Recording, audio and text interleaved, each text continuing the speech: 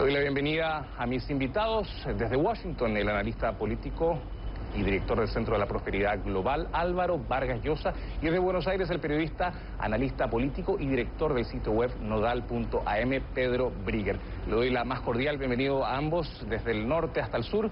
Y comienzo contigo, Álvaro. Muy buenas noches. Te quería preguntar, ¿cuál es la situación que crees que se vive respecto a Leopoldo López? ¿Consideras que Leopoldo López tiene posibilidades de salir de prisión a un mes de que ha sido encarcelado por la justicia venezolana? Buenas noches. ¿Qué tal? Buenas noches, José Manuel.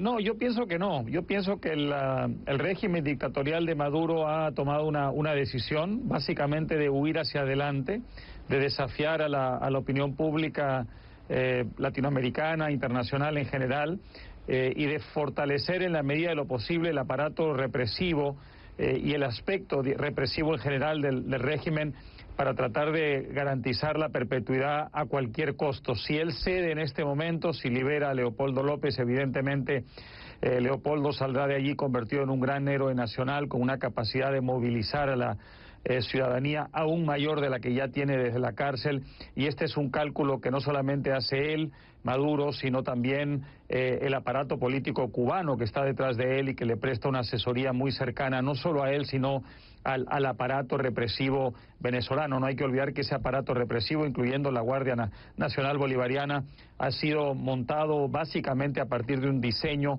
que es de tipo cubano. Así que si uno piensa en una lógica esencialmente cubana, es muy difícil prever la posibilidad de que a Leopoldo lo puedan soltar. Dicho esto, desde luego, creo que la consecuencia de eso va a ser seguir exacerbando los ánimos y las pasiones y mantener a la gente en la calle. La gente lleva ya mucho más en la calle de lo que probablemente Maduro calculó, ¿no?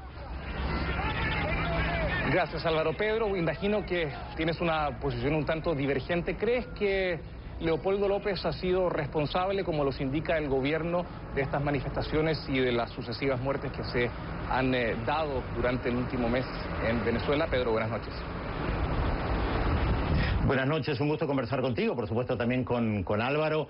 Yo no sé cuál es la medida, la responsabilidad directa de Leopoldo López en cada uno de los enfrentamientos. Sí me queda claro que el objetivo de Leopoldo López y de la oposición venezolana, no sé si en su conjunto, no sé hasta qué punto Enrique Capriles formaba parte, pero el objetivo era derrocar al gobierno de Nicolás Maduro. Es muy interesante lo que nosotros escuchamos cuando hablaba Lilian Tantori, la carta que ella leyó, hablaba de dictadura en Venezuela. Frente a una dictadura, por supuesto, cualquier método es posible para derrocarlo, y utilizó la frase "la salida", que fue uno de los elementos centrales que utilizó la oposición cuando comenzó con esta serie de manifestaciones. El objetivo clarísimo de la oposición fue derrocar al gobierno de Nicolás Maduro, a pesar de que vienen perdiendo una tras otra todas las elecciones que se fueron dando en 2012, cuando todavía estaba Hugo Chávez, y en 2013 las dos elecciones que se realizaron. Creo que el problema que tiene la oposición en Venezuela es que se cree mayoría, están convencidos de que son mayoría, pero cada vez que hay elecciones pierden, y queda demostrado que no son mayoría, a pesar de que ellos hablan en nombre de la mayoría. Álvaro, intuyo que tienes una visión completamente diferente a la de Pedro. ¿Le quieres responder?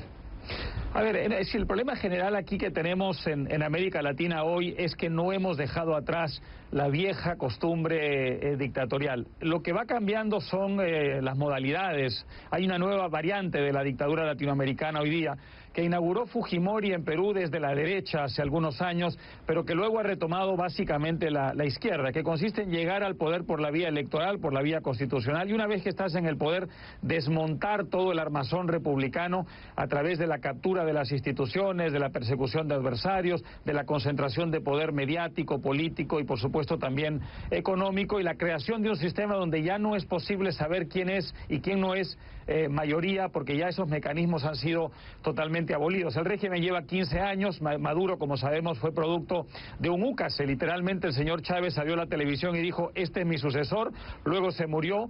Resulta que se saltaron a la torera la Constitución, que preveía que el presidente de la Asamblea Nacional tenía que asumir asumir el mando, dijeron no, vamos a llevar al señor Maduro al poder, y luego desde el poder Maduro organizó una elección para sí mismo, en unas condiciones verdaderamente aberrantes, donde ya la libertad de expresión había sido básicamente avasallada, donde había un Consejo Nacional Electoral, que es el ente encargado de supervisar las elecciones, que tiene una apabullante mayoría de gente del chavismo, y en unas condiciones además donde también había una intimidación constante contra todo aquel que se opusiera. Estos motorizados famosos que vemos ahora por las calles de Venezuela reprimiendo, matando, torturando gente, en realidad forman parte de un diseño que lleva ya muchos años y han actuado de una manera muy constante en todos los procesos electorales. Yo recuerdo haber estado en Caracas varias veces y haber visto a Globovisión, por entonces todavía un medio de comunicación independiente, rodeado de esta gente cuya única función era intimidarlo, ¿no? Entonces, aunque yo sí creo que es cierto que el régimen ha gozado de una popularidad, creo que sería cegarse,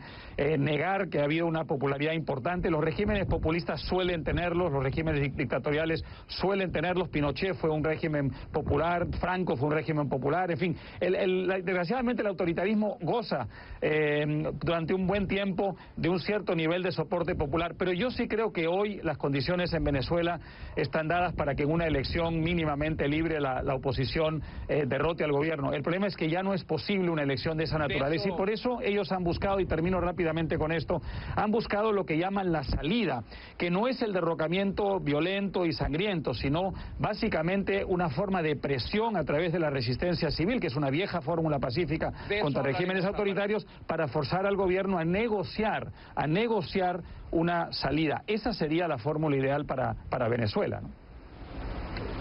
De eso hablaremos justamente y le tocará a Pedro Brigger justamente referirse sobre este tema, qué salida democrática existe frente a esta crisis y qué posibilidades de diálogo hay. Marco una nueva pausa en conclusiones y regreso con mis invitados.